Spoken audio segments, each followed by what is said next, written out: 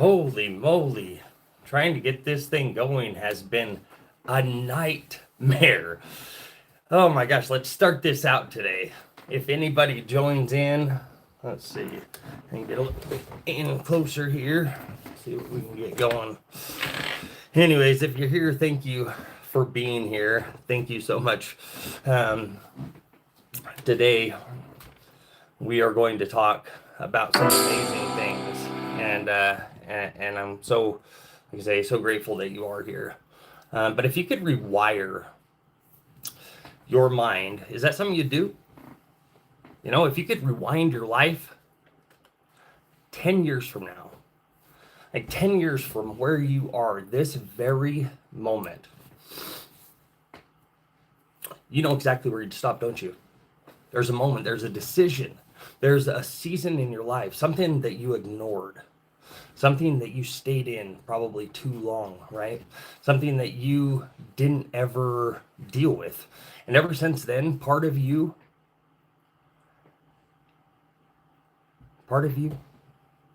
has been saying, if that hadn't happened, my life wouldn't be like this. My life would look different. And you're probably right. You know, you probably are. But hear me clearly, your life does not have to stay stuck, because what happened doesn't. Your life never has to stay stuck because of what happened. That is not something that we have to do. Okay? It really, really doesn't.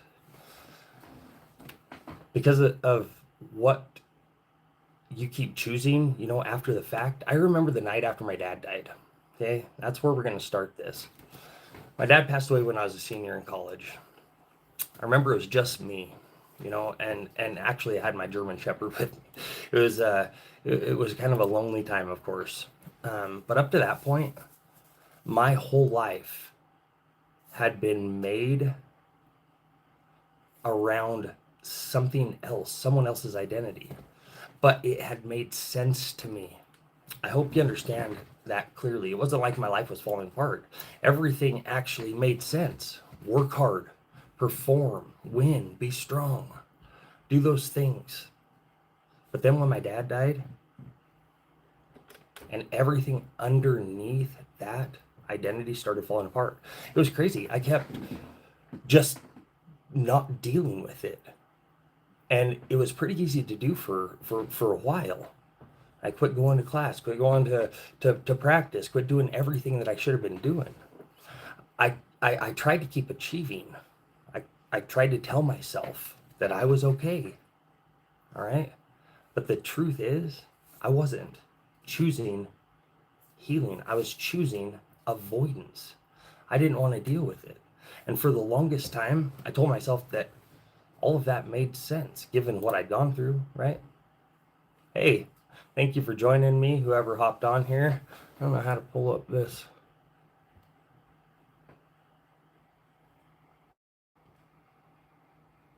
Let's see, live chat. For joining us. We're talking about decisions that we've made and why we've ended up where we are. But eventually, I had to face the fact that what started as pain in my life after my dad passed away, it wasn't just pain. Hey, everybody, thanks for joining. We're talking about avoidance and the decisions we've made to end up where we are. I don't know why my live chat's not popping in right now, but thank you so much for being here. I'm going to try to get this to... Let's see if I can get this to work.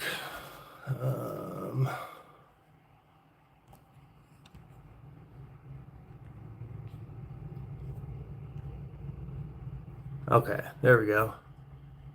My dad died of lung cancer. Thank you for asking.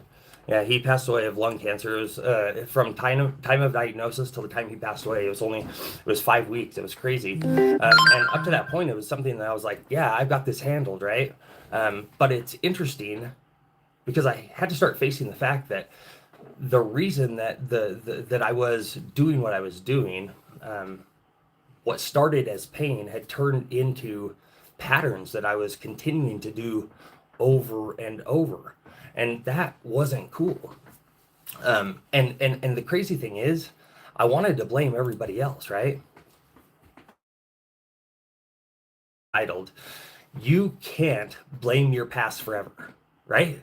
It's something that we just can't do. If we do, we're going to live in a total state of misery. And that line matters.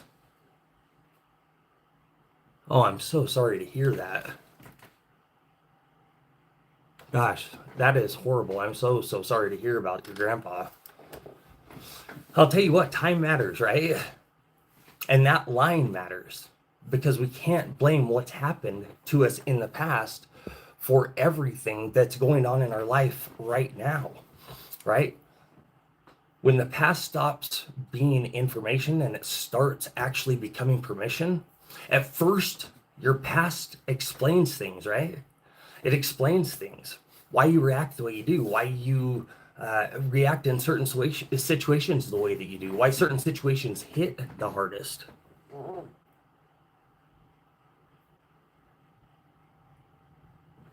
Thank you so much for sharing that. I appreciate that. Yeah, that pain is tough. But the reason, why I wanted to bring this message to this live is because the way I dealt with it for so long was such a horrible, destructive way. Why we cope the way that we cope, it makes sense at first, right? But then that explanation quietly, it turns into an excuse to stay the same.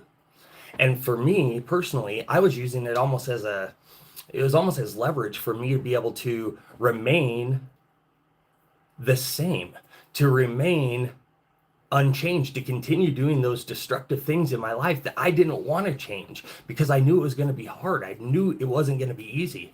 Scripture doesn't avoid this though. In Galatians 6 verse 5, it says, each person carried their own load. And then Romans 14 verse 12 says, each of us will give an account of ourselves to God. It's not our upbringing, right? Like, not our losses. Hey, thanks for joining from Oregon. Appreciate you being here. We're not our upbringing, not our losses, not the people who failed us, but it's us. Yeah, thank you for being here.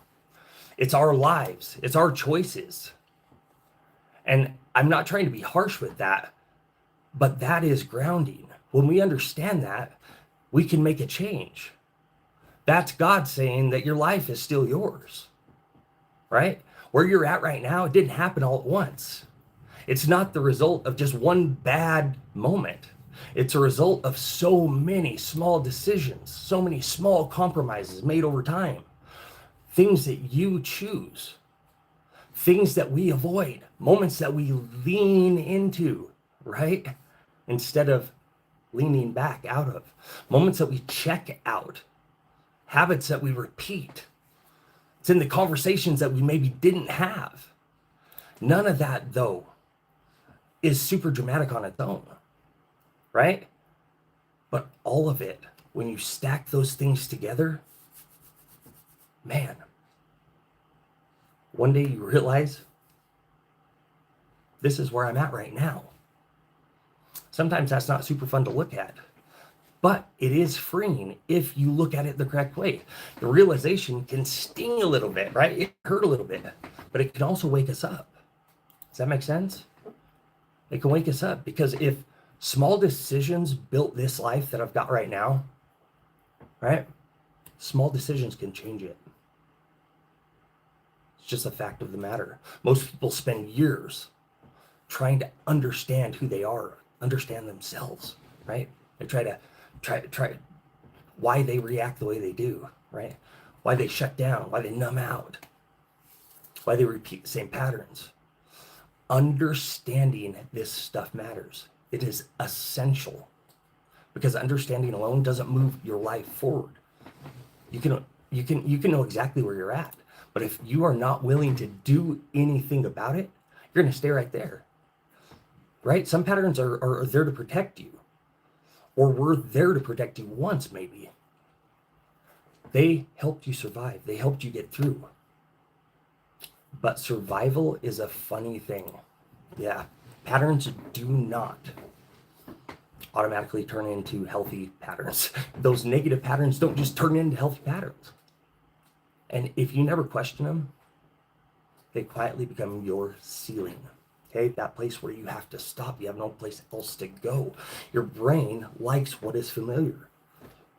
We have amazing neurological functions in our brain, but our brains love what feels predictable. Predictability feels safe. You know, that makes sense. Even when familiar isn't good for you, so you keep responding the same way. You keep choosing those same escapes. You know what I mean? You keep telling yourself it's okay. Maybe Monday, maybe next week, maybe the first of the year. Not because you want to suffer, but because you know that version of life works for you, or it worked in the past. Responsibility, though, if you take responsibility, it disrupts that. Responsibility removes the hiding, right? Responsibility forces you to have to face the uncomfortable truth that some of what we're dealing with now isn't about what happened back then. It's about what you are still choosing today. Okay? What you're still choosing today. And it's not to blame, it's just taking ownership. And ownership changes things. When everything in someone else's in someone's life is someone else's fault. Does that make sense? We all know somebody like that. Where it's like, oh, it's not my fault. It was not me. It wasn't me. It was him. It was there. It's such a vicious cycle. When everything is someone else's fault, your life stays small. When you can't take responsibility, right? I know you didn't choose what happened in the past, but you are going to choose what you're going to do from here on out, right? You have to draw that demarcation line in the sand. You have to take that steering wheel back, right? You have to take that helm, okay? That, my friends, is agency. That, my friends, is dignity. Thank you guys for being here. I can't pull up my live chat, so I don't really know who's here and who's not here. Sometimes it pops up when there's a message, but thank you so much for being here. That's agency, I think, is where we're at. That's where movement starts, right? In our life, when we take back that decision to draw that line in the sand, be a better person moving forward than we were yesterday, than we were. That's not that past that we went through, that struggle. Though it was hard, it's not going to define who we are. Grace matters here. Grace doesn't mean that nothing changes, okay? Grace means that you're not crushed.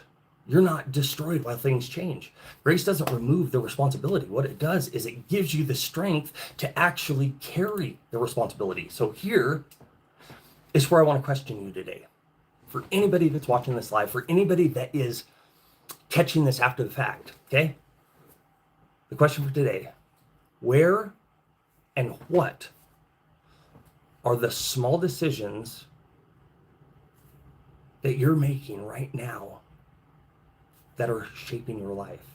What are those small decisions you're making right now that are shaping your life?